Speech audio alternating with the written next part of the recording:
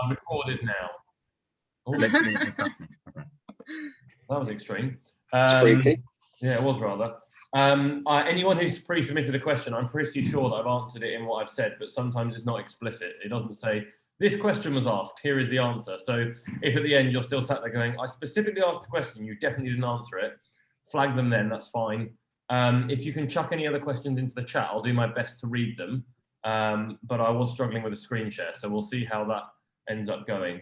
And then hopefully by the end of the situation, we have all the answers to our questions and maybe a little bit more knowledge. So next step, let's share screens. Keynote, share. That seems to have worked. And can I now hit play? I can still see all of you, but I can't see the chat. Okay, I'm going to live with that and just start waving frantically if you've got a question and I'll deal with it. So things we're aiming to kind of cover off. There were 4 like buckets of things that I felt needed to be discussed / came up in the questions. The first one is around eating for body composition, how heavy we are, how much we weigh and what our body is made out of. The second and third buckets kind of overlap into each other, and that's around eating for health and performance. So less about how heavy we are and what our body is made out of, and more about providing it with the fuel and the nutrition and the kind of things it needs to be able to do stuff really, really well, whether that's, internal functions and processes or stuff in the actual gym. And then there are a lot of questions around supplementation, so I've covered that off as well. So that's the plan of things that we're going to chat about and move through. And hopefully you can see how these things all end up kind of intertwining as we go through, because it's ultimately fairly simple, but at the same time, all of these things kind of are the same and should have very similar themes running throughout. So, eating for body composition, i.e. building a body that we feel comfortable in, that has an amount of fat that means that we're not always exhausted and drained, because I think it's very easy to chase that cover model body, but actually that comes with some drawbacks that for a lot of us, that exchange probably isn't worth doing. Having a body where we're not carrying around unnecessary weight that's making things like gymnastics or running around harder than they need to be. Unnecessary is in as much as it's not weight that's contributing to what we're doing, right? And ultimately not having excess body fat that's putting stress on our system. So if you're lumbering around, I've used the word lumbering there, that was extreme, but if you're carrying an extra 10 or 20 kilos of body fat that doesn't need to be there, your body is having to support all of that tissue and physically move it around day to day, and that is taxing your system. It is very, very similar to strapping on that weight vest that we use in Murph and trying to do day to day like that. That stresses your heart, your lungs, your circulatory system, everything else out a little bit more, because it's having to provide not just for the 80% of you that is useful mass, like brains and lungs and blood, but also for that extra 20% that is just stored energy waiting to be used. And if we can not store that, that's a little bit easier, right? So it's essentially how much body fat we're playing with and how we can manipulate how much fat is on our body by what or how much we're eating. And I think that is probably the most critical statement here, right? Body composition is exclusively about how much you eat. So you can eat, in theory, whatever you want, providing you don't eat too much of it. So it is possible to look like Ben the Dorito eating just donuts and cakes. It's not possible to move like Ben the Dorito just eating donuts and cakes. Your body needs some more nutrition for that, right? So if we're playing with this weight loss game or talking about diets more generally, all diets, all weight loss come down to calorie management. We need to ultimately take in less than we're using. And the measure that we use for that is calories. The screens that we've got on the C2 machines next door measure the same calories. It's just a unit of energy that you're putting into the machine. Your body is a machine, and we put units of energy in the form of foods and drinks, and our body uses those to do all the things, right? And if we're going to lose weight, lose body fat, we just need to, and I say just in a very, very, I understand that putting the word just in is simple to understand, but it's very hard to do. We just need to eat less than we're using in order to lose weight. And it really doesn't matter what you eat or when you eat it, how you eat it, what color it is. It's irrelevant if we're just looking at fat loss or weight loss, okay? All it comes down to is how much you eat. If we're talking about that fat loss, it becomes a balance between how much exercise we do and how much we eat, right? It's literally a weighing scales, right? And all of these diets, whether it's keto, which is the removal of carbohydrates from what you're eating, or it's Atkins, which is a high protein kind of less extreme version of that, or we're using macros, or we're using like fasting where we only eat between the hours of 10 a.m. and 4 p.m., or we're on Slimming World or Weight Watchers or any of those other things, they're all just a stepping stone towards this calorie deficit. This calorie deficit where you eat less than you use, right? They're all using a different system to get you to eat less. So if we take keto, they've removed carbs. So that's a whole food group. So you take out breads, pastas, potatoes, like all that stuff. That's just less food for you to eat, and therefore you end up consuming fewer calories. You end up in a calorie deficit. You take Atkins, they try and fill you up with protein so that you eat less fats and carbs. Same deal. You end up with fewer calories overall. Using macros, we can track very accurately using macros how many calories we're eating. We can try to eat a number that is a little bit smaller than the number that our body uses day to day. You end up back in a calorie deficit. If you shrink the window that you're eating in, so if we look at like fasting or intervals, have you heard of the 5-2 diet, where you eat whatever you want 5 days of the week and then 2 days of the week you barely eat anything? It's just reducing the amount of time you've got to get food in your body, and therefore probably the calories they get in. Same with Slimming World. They give you your sin-free foods, which are generally lower calorie. Same with Weight Watchers. All of their meals are a lower calorie version of whatever version of that meal that is. They give you a lamb curry that they've probably made with just lower fat options. And therefore you consume fewer calories. So all of those programs that are being sold by companies are just a middleman towards a calorie deficit. All they're doing, if it works, is putting you in a calorie deficit, because energy is mass. That is physics. They're just providing a system that makes it more achievable for most people.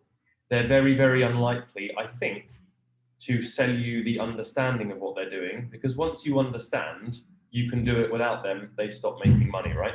So they want to keep you on this slightly removed from the truth thing, where they don't quite tell you how you're achieving a calorie deficit, because then you could do it without them. So ultimately, right, we can eat what we want. I can look like Ben by eating donuts and cakes and crisps. It's just a case of maybe I can only eat a little bit of those per day, because they're super high in calories, right? So if I only have one donut and a cupcake and some crisps, I can lose weight. If I have all the donuts and the cake and the crisps, I will put on weight. But it's not what the food is that I'm eating that is causing that, it's how much. And these foods that we've got on the screen right now are just super calorie dense. There's loads of sugar in them and loads of fats, and it's that beautiful combination of sugar and fat that we've trained as cavemen to seek out, because it's super high calorie, super calorie dense. And if you're running around trying to catch your food with a spear, you want to get as many calories in for every spear throwing effort that you have to make, right? So we've been conditioned by history and by evolution to find foods that are super high calorie, which is why they taste amazing, because your body is chasing the high calorie foods so that it doesn't need to go out and chase antelope around the field for any longer than it has to, right? If we can eat fewer antelope because they're super high calorie, that's better for us in terms of being cavemen. The drama we face as 21st century humans is that I'm not chasing my food anymore.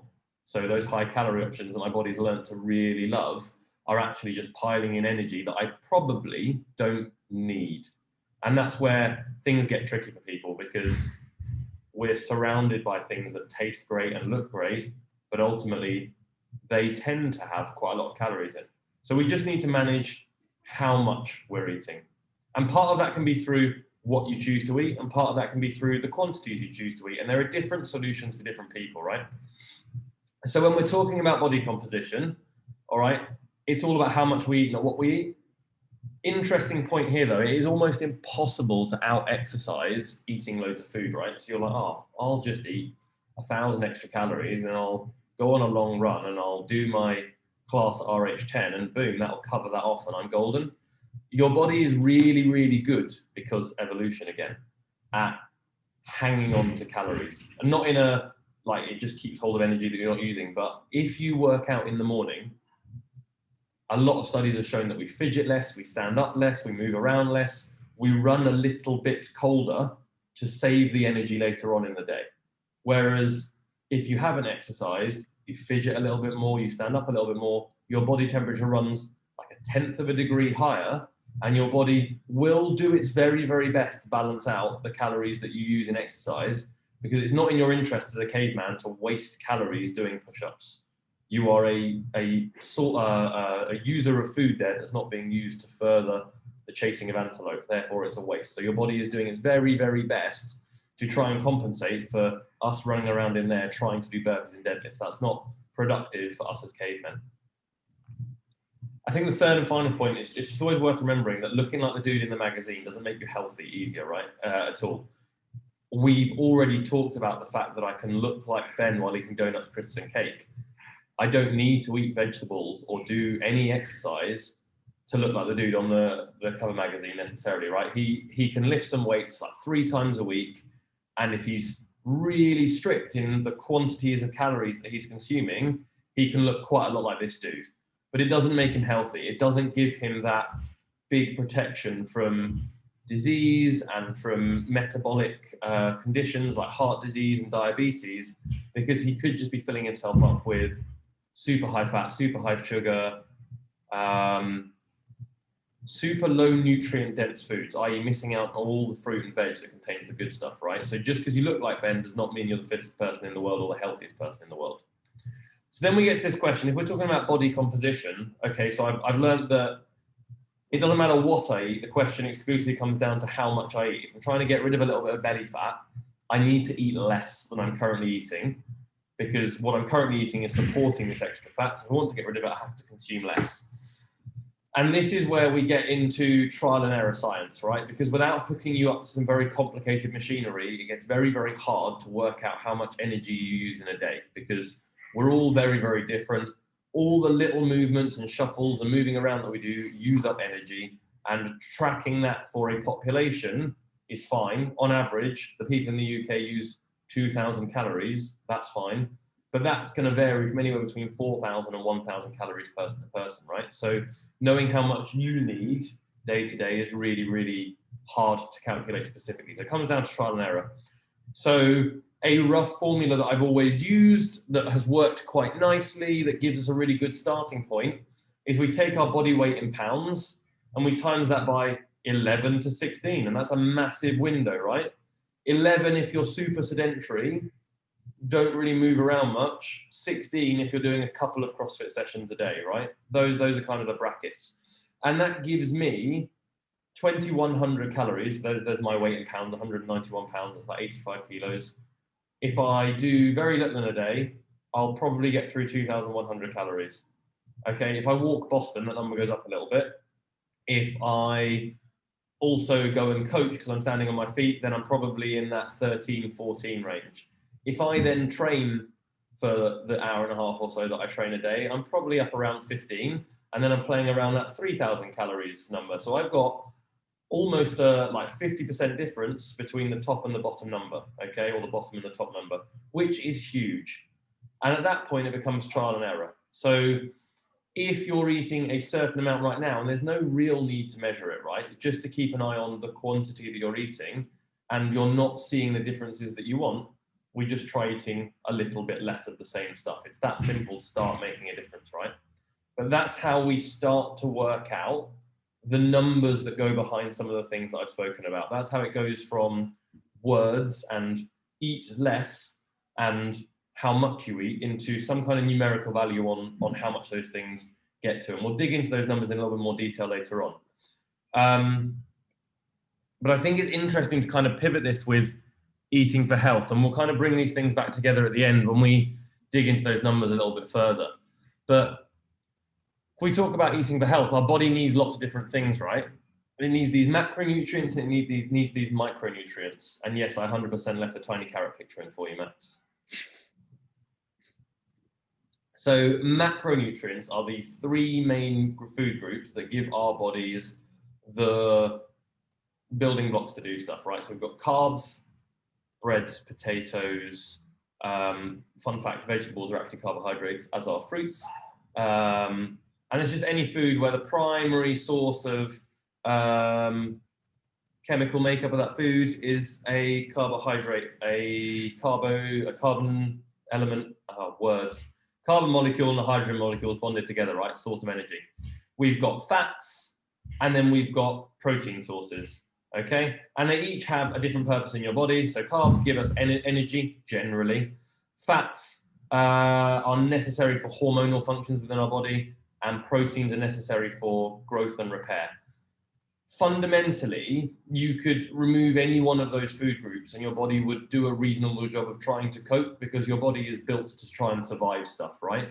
So if I don't eat any carbs whatsoever, my body will take the proteins that we eat. It will do something called glyconeogenesis, where it will take the protein molecules, break them down and turn glycogen or create glycogen out of them and produce some fatty acids as waste products. So it will do a really good job of trying. Wait, hang on a second. I've got things flashing on my screen about people trying to join and I can't see my mouse. Well, tough. I've got it back. Okay, here we go. Oh, I can't see it on that screen because it's black on black. Well, great. He'll do a really good job of trying to survive whatever we kind of do to it, providing we're eating enough that we're not going to starve. And then there are micronutrients. These are things like these are vitamins and minerals, and these are all the things your body needs to be able to function. And we find them, broadly speaking, in food. There is a time and a place for maybe adding in some extra ones, but broadly speaking, we find them in the fruits and veggies. So I personally kind of like to keep fruits and veggies to the side. Think about my three main food groups, my macronutrients as carbs, proteins, and fats, and then also chase down as many veggies as I can get in a day in terms of being healthy, because then I'm giving myself all the things it needs, right? So before we make this complicated and dig into the understanding, how simple can we make this, right? How easy can we make it to do this? Because Boston's not a complicated creature. Step one, eat real food. If we can, dodge things that are processed. If it's pre-packaged, if you open it to eat it, it's probably got fewer of the micronutrients in it, the vitamins and minerals, than we want, right? If we're going for real foods, i.e. ingredients, some kind of protein source that was once alive, or nuts or tofus if we're veggie, if we're eating our 3 meals and we're not going for seconds, i.e. we're not eating too much, and if most of our plate, i.e. 50% of our plate was a plant, you're probably on the right path in a very, very strong way. If the whole of the UK ate ingredients, ate 3 plates of those a day and no more, and filled half of their plate with plants, we're not going to be going too far wrong, right? It's really hard to overeat on vegetables. I don't think we're going to have a health crisis if the UK starts going back and having a whole plate of green things. That's not where the dramas are going to happen, right? So eating real food, not too much, mostly plants. If it fits into those 3 bullet points, you're probably on the right track. So daily things, how can I start moving myself forward so that I'm achieving these goals, right? That I'm increasing the amount of health I'm able to take from my food. So some things that I try to do daily, fruit or veg at every meal, breakfast, lunch, and dinner. I actually try to get veg in at every meal. It's hard with breakfast, but sometimes like spinach and eggs can go together quite nicely, so that I'm getting all those micronutrients. I try to get a protein source in at every meal. Now, for me at breakfast, that means some kind of supplement, because I'm not a fan of eating meats in the mornings. I would eat fish, but often I don't have time. And I try to dodge snacking, because for me, a lot of snack foods come pre-packaged. They're one of those wrapper foods that I open and put in my face, and therefore generally probably doesn't give me as many nutrients for the calories that I'm taking in. So I'd rather go down the meal route than the snacking route personally, but it varies person to person. So steps forward in terms of things that you can do to move yourself forward in terms of getting a more balanced, better quality of food into your life. If you're currently eating only takeaways or processed food, there's no structure, there's no nothing going on, you're just having takeaways and processed food whenever you fancy, like, well, then the next step is let's turn one of those meals per week into something that you're making that's got veggies in, right? That seems fairly straightforward. And if that's something you're already doing, then the next step, let's try and make one homemade meal per day. And then the next step is let's make sure we've got veg included in that one meal that we're making per day. How about we make double portions? So we've got lunch for the next day.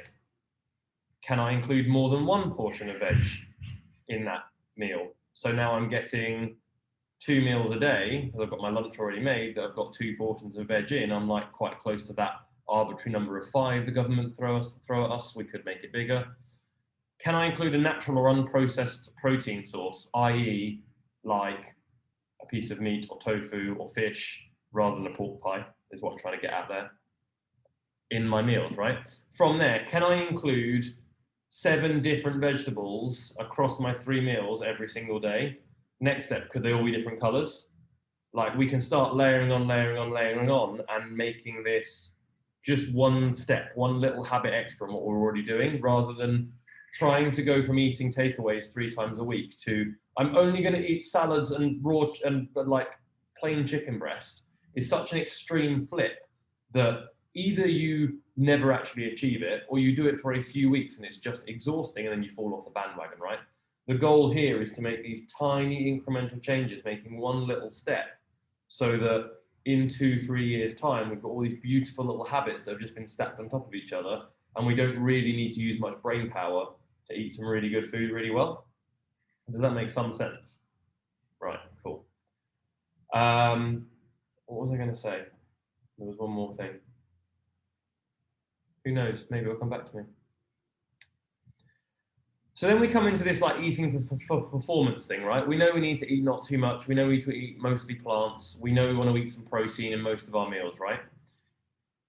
If we're thinking about doing things in there a little bit better, okay, then carbs are really important for us, okay? Because they're our primary fuel for short, intense exercise. So less than 90 minutes, relatively high intensity, i.e. heart rate in like 4 or 5 out of 5. So that's stuff where it's really sweaty and difficult. And we know that's what we do next door all the time, right? Carbohydrates are exactly what your body wants. And as I said before, if it can't get them, it will make them. That's all it can do, right?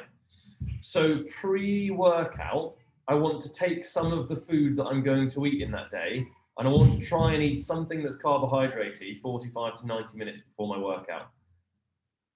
45 is better than 90, providing you can stomach it. I can't, I'm a 90-minute person, but whatever works, right? Really simple, like jam on a piece of bread, some starchy fruits like a banana, or cereals and oats like a Rice Krispie bar, okay? That's probably the most extreme version. It doesn't need to be loads of calories. 20 grams of carbohydrates or so will do the job, but it means your body's sat there with glucose in muscle ready to be used, rather than having to break it down from fat, which it will do because that's how your body works, but it wants to have it available ready to go. It doesn't change the fat burning content of the workout, because fat burning and how your body is made up is all about overall balance across a number of days, all right?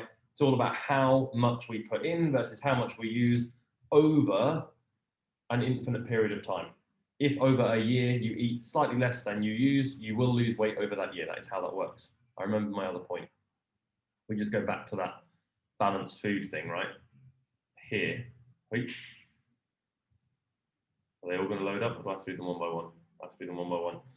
No food on its own doesn't fit into this program. It's not like I'm trying to give you the idea that eating cakes or chocolate is off the menu. It totally is. And eating a donut on its own is not a drama, right? No food is bad inherently. No food is unhealthy inherently.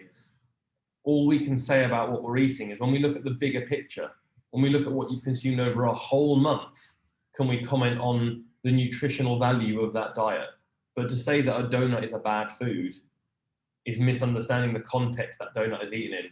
So it's it's impossible, and we should never pick on one food and say this is the problem, because that's not how this works. Your body takes everything that you eat in its entirety And it's all of those nutrients and calories combined that give us the outcomes of our health and our body composition that we're working with day to day. It's never, you put on 10 kilos because you ate one Rice Krispie cake a day. The Rice Krispie cake isn't the problem here. If you ate that Rice Krispie cake while also eating 2,500 calories of other foods, you've eaten too much. It doesn't matter what that 2,500 calories is made of. You just ate too much for what you're doing. That's the nuts and bolts of it. So no food on its own causes fat gain in any more way than any other food. That is just a calorie thing. And no food on its own is ever a problem. I'll eat an ice cream. I like ice cream. It's just I don't eat exclusively ice cream. That would be terrible, right? So we know we need some carbs for working out. And we know that one food on its own isn't a problem. So maybe a Rice Krispie square is my go-to before I work out. Maybe I have one in my gym bag for those days where I am stuck in the office and I haven't gone out to get some lunch, or I haven't made lunch the night before and brought it in. And actually, I need to put something in me because I haven't eaten since breakfast. It's 4 p.m. and I'm going to do some fitness. I'm going to chuck that in 90 minutes before I train. So I'm not running on totally empty and feeling that lethargic, slow, like, really running out of carbohydrate stores here. Body's trying to convert fat into sugar at the fastest rate it possibly can, but it's just not quick enough for me to be able to maximize that situation, right? So pre-workout, I'm going to get some carbs in like 45 minutes to 90 minutes before I work out. Doesn't need to be loads. Post-workout, we want to get something in to kind of begin the repairing process for the damage we've done to ourselves. So high intensity exercise depletes our glycogen stores, the sugar in our muscles, we discussed that. We need to get that back into our system because if we don't, whatever we put in, our body is going to turn into sugars anyway, because that's what it's short of. So carbohydrate is therefore crucial for muscle repair because your body cannot use protein if it hasn't got carbohydrates to restore itself. More to the point, if we don't eat post-training and we don't have enough body fat to use, our body will even start to break down its own muscle to replace the blood sugar that we've lost or the muscle sugar that we've lost, right? So if we're looking at gaining some weight or some muscle, then food post-workout is crucial. Less crucial if you're looking at losing some weight, but I would still try to time one of your times that you're going to eat in the day anyway, because we all have to eat, with the end of the workout, like within an hour or so. So we want to get some carbohydrates in post-workout. For me, the best thing to do is to have my lunch or my dinner after I train. So ideally, I like to time my training so I can go home and have actual food, like a meal, because that will tick all the boxes.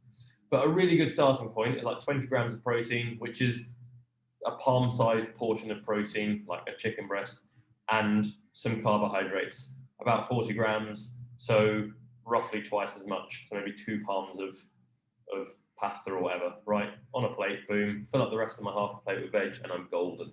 That will give your body all the things it needs to start that reparative process.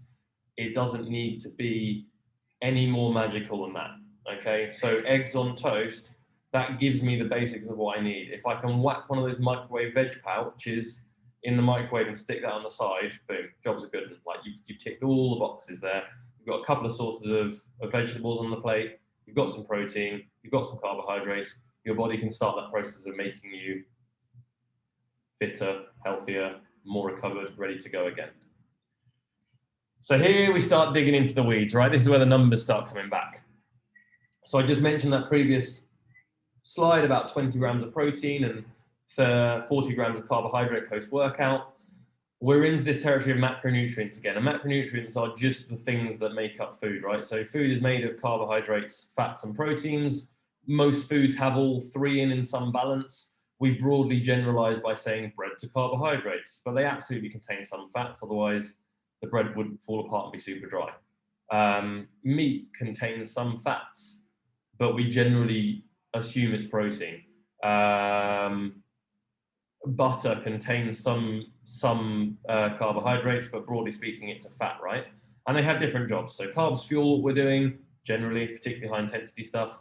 Fats give us hormone function, but if we don't have enough carbs going in, then they'll be used for fuel anyway.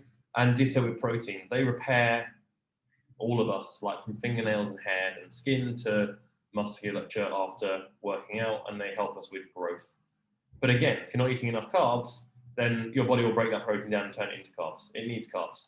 We've also got this fourth food group called alcohol, which I just tick off as annoying calories because they don't do anything, but they still count, which is always the worst. And each of these macronutrient food groups has a number of calories per gram, right? So in a gram of carbohydrates, that's not a gram of pasta, but pasta has a certain amount of carbohydrate in it. Okay, so it's like 80 grams of carbohydrate per 100 grams of pasta, or whatever the number is. Depends on the pasta, blah, blah, blah.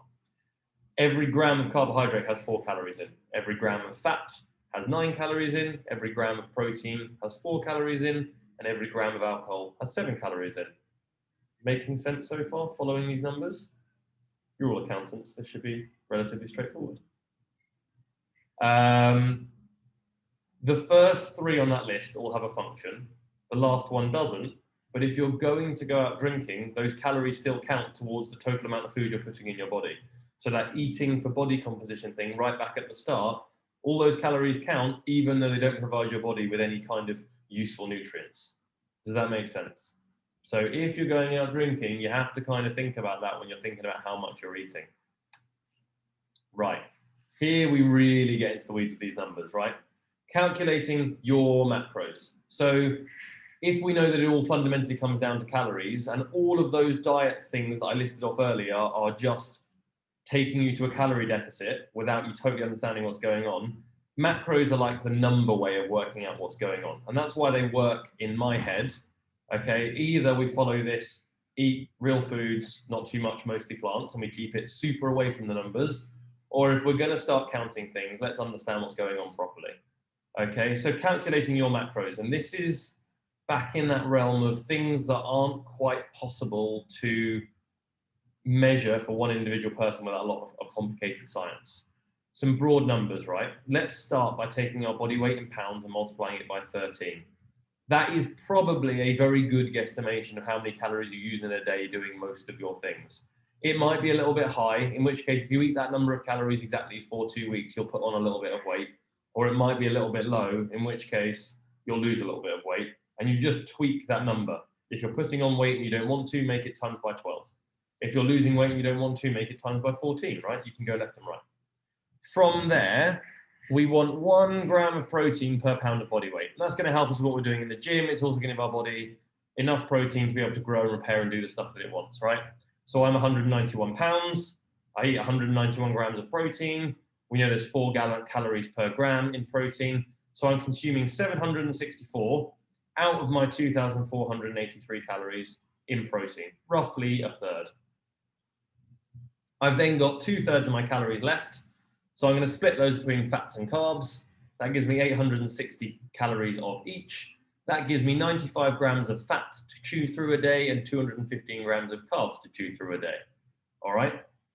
I personally, because I'm doing some CrossFit, would probably nick 10 grams of my fat, which is 90 calories, and I'd tag them onto my carbs, which will give me an extra 90 times by 4 divided by whatever, like 25 calories to play with, right? Gives me some extra room or extra grams, which is helpful because we know carbs are important for repairing. If you want to work out all these numbers, like you can screenshot that, use it, I can send it out. They're only truly useful if you want to start tracking everything that you eat, which is a big commitment. I've done it for a year. It gives you a great understanding of what's going on, but it can be mind-numbingly difficult, especially if you're trying to hit some target numbers. If you're trying to chase down that 191 grams of carbohydrates or 764 grams of protein even, where I've got 7 left today, what do I do with that? You know, that can get really challenging, which is where that earlier philosophy of put something that's protein on your plate, put something that's carbohydrate on your plate, and have half your plate of vegetables gets you really close for like 10% of the effort. It's not specifically easy to do, but that weighing and measuring can be prohibitively challenging to get into to start with. And it's probably worth playing with more than it's worth trying to stick to something religiously. But that's quite dangerous for some people, especially if you've got that kind of personality that likes going all in with something. Playing with macros can be challenging. But that's where those numbers broadly come from. And it is the easiest way for us to get a really good understanding of what you're eating, how much of it, and how to make it happen. And then we get starting to be able to do things like, oh, turns out I can eat 4 donuts. That uses up most of my carbs and fats allowance. And then providing I only eat lean protein for the rest of the day, I'm good. And you can start tweaking these macros to make things fit. But then we start dodging vegetables. So I always loop back to fill up half a plate with vegetables, have a palm-sized chunk of protein on the plate, 2 palms of carbs, and you're probably okay. Like, trying to keep it as simple as possible, because this can get really nitty-gritty. So those are the food elements, right? Going from really simple around veggies, some protein and some carbs, to some numbers of breaking things down to working out how we can start tracking some stuff. And if tracking something that's super interesting, we'll discuss more at the end. So then what about supplementation? Like, what about this massive industry of other things that are being sold to me? A lot of things are kind of floating in the gym out there. Like, do I need these? What are these for? How many do I need? What do I need to do with them? So supplements are fundamentally, I mean, the clue's in the name. They're designed to supplement your diet, right? They're designed to fill in where your diet can't, in theory. And there are some out there that are evidence-based, that have scientific grounding for making a difference. And there are others that I choose to use because they meet a lifestyle need, right? And I'll go into this in a little more detail. So what does the science say? Big scientific studies, and many of them, caffeine, pre-workout, absolutely amazing. Reduces your perceived rate of exertion. So if you're doing a workout, you did today's workout, you did 8 rounds with caffeine, that feels like it's 8 out of 10 hard. Without caffeine, it feels like it's 9 out of 10 hard. So caffeine's got a lot of science behind it. And most pre-workouts contain caffeine and then a bunch of other stuff because they're selling you a thing. Creatine. If we're taking this a little bit more seriously and we're chasing some strength gains, some power gains,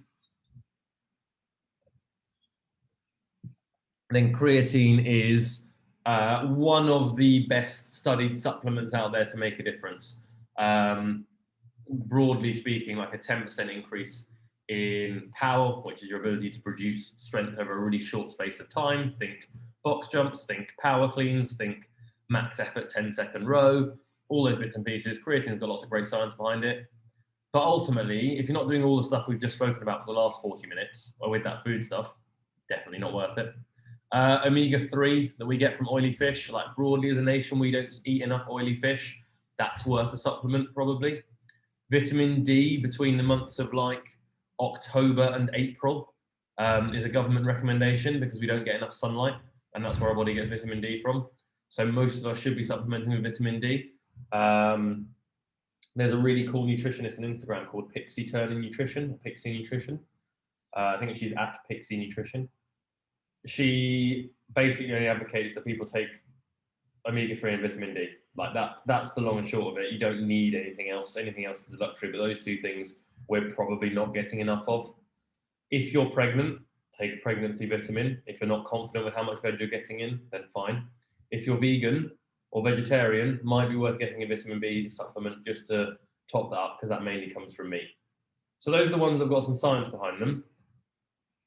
Everything else I've got questions about.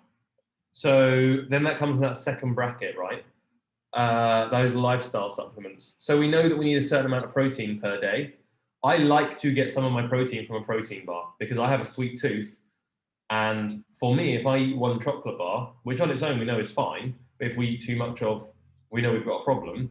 I have 0 willpower. If I buy a chocolate bar, I'm going to buy 6. So I'll have a protein bar because for some reason, I don't feel the need to go all in on those. But if I eat a dairy milk, I will have 6 dairy milks. So I'll have a protein bar because it's got some protein in that I know I'm going to eat anyway, or would eat anyway in the form of meat. It ticks that sweet tooth box for me and doesn't derail me for the rest of the day. So that's just a thing that fits within my life. Same with a protein shake in the morning, because sometimes I don't want to eat a cereal that's got protein in, like porridge. Sometimes I want to eat Special K with the lady in the red dress on the front of the box. That is a far worse protein source, so I'll have a protein shake alongside it. They fit within my lifestyle, but they're not necessary at all, right? It's probably better if I got up 5 minutes earlier and made some eggs.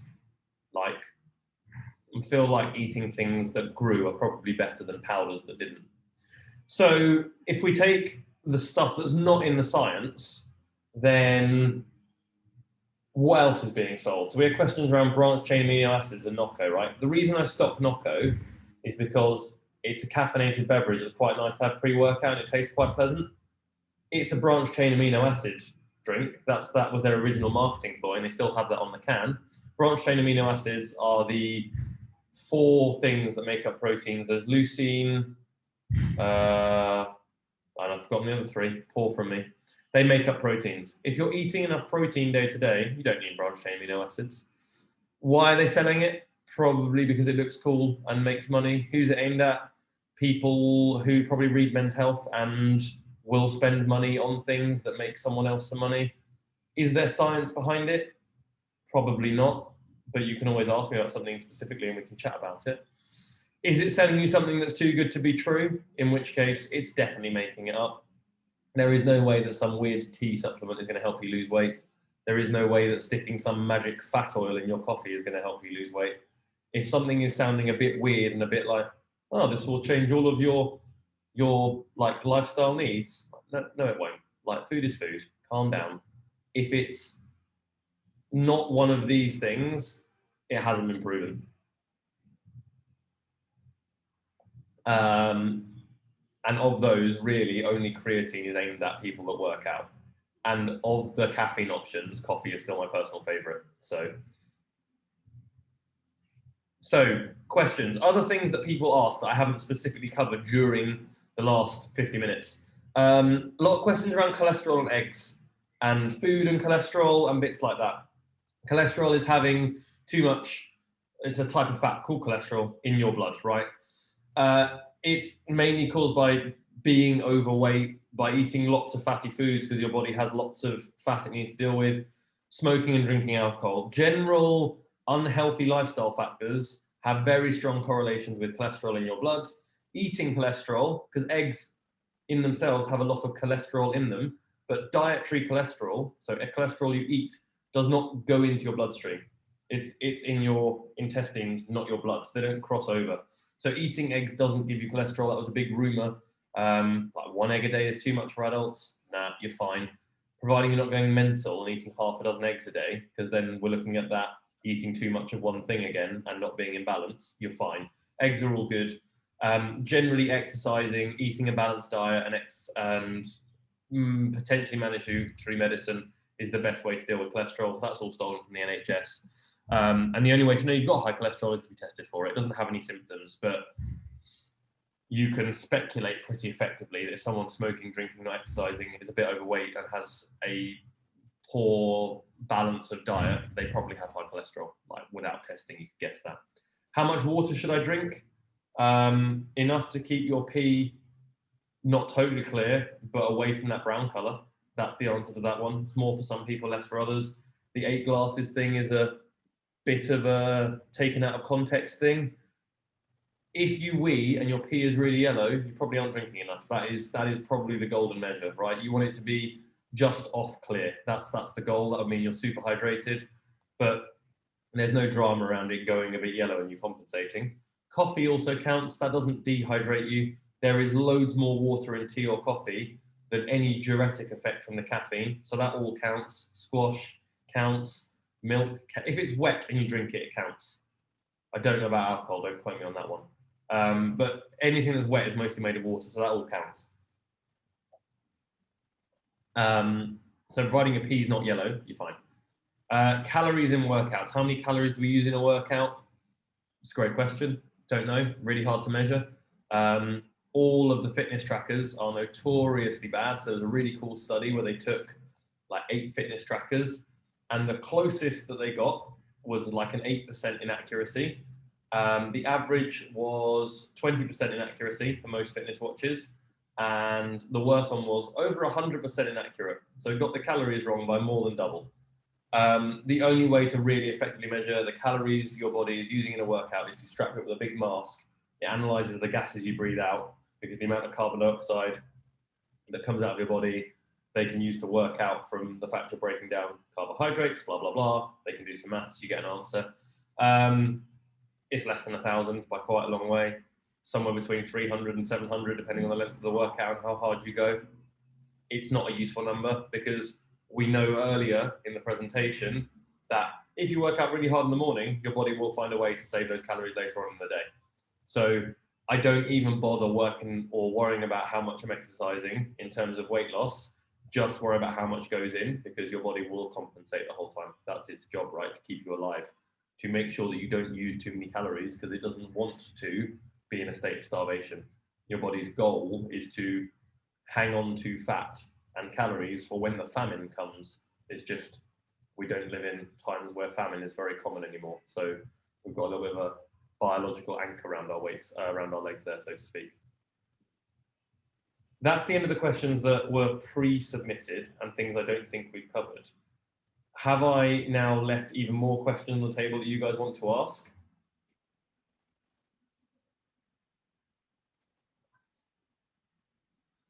Stunned silence. Not from me, Sam. What about, and it's not quite nutrition, but what about rest? Because you do get a bit carried away with CrossFit and exercise, and then, you know, should you be building that in an amount of rest in here as well, and recovery? Yeah, for sure. So we actually don't get fitter by doing workouts. We get fitter by recovering from workouts. So rest is made up of a few things. What we're eating is actually really critical. How much we're eating is also critical. So you want enough that we're repairing stuff. It could still be less than you use in a day. You could still be in a calorie deficit and still recover from a workout. You want to eat that carbohydrate and protein thing post-workout to help that recovery. You want to get enough sleep. That's really critical. In fact, there are only 2 times that your body releases human growth hormone. One is when you're under really heavy load, I think, don't quote me on that. The other one I know is when you're in a really deep sleep, like the deepest bit of your sleep, you release human growth hormone. So that's really critical. I don't think that doing CrossFit or exercising 7 days a week is productive, because I think you need to give your body some time to get over the general soreness, achiness, slight feeling of being beaten up that doing any kind of vaguely intense exercise gives you. So I'd be looking to take at least 1 day off in full where you don't intentionally exercise. Maybe you go for a walk, and maybe a second day where you do something a little bit lighter. You go for a little jog. Maybe you take a particularly ambitious dog walk or whatever. So I train 5 days a week. On a Thursday, I'll come and do some gentle cardio before open gym, or while I'm in here at lunch or whatever. I'll just sit on the bike for 20 minutes. I will barely break a sweat, certainly conversational pace. And I'll walk Boston every day, although that's more of an amble, isn't it, mate? So yeah, it doesn't need to be total rest. It doesn't need to be feet up on the sofa. It doesn't mean do nothing. But I think just steering clear of pushing yourself a little bit once, for sure, if not twice a week, and doing something a little bit more on a gentle scale of the spectrum is going to help that process. Blood flow is always good, right? So going for a little walk and getting some blood to push around your body actually delivers the nutrients and takes away some of the waste products that we need to happen in order to make that recovery occur. So yeah, rest is crucial. It's the thing that actually makes you fitter. 5 to 6 days a week of training is probably absolutely fine, especially if one of those days is a little bit lower intensity, like you're not coming in and trying to batter the workout super hard, which is one of the reasons why the gym hasn't been open on a Sunday at this point. 1, we haven't been big enough, but 2, it's kind of a forced not CrossFit day for everyone. So that's always a bonus. Makes sense. Anything else that you feel like I've left hanging? Sweet. For those of you watching the recording, if you now have questions, feel free to email me, sam@rh10fitness.co.uk. I know my own email address. And I can share, if there's stuff coming out of this where everyone's asking me a lot of questions, I can share those in the next RH10 news video.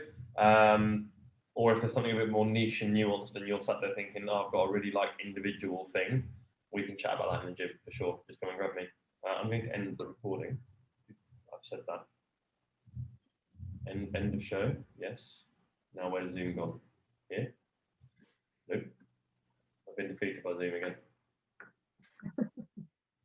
There it is. Okay.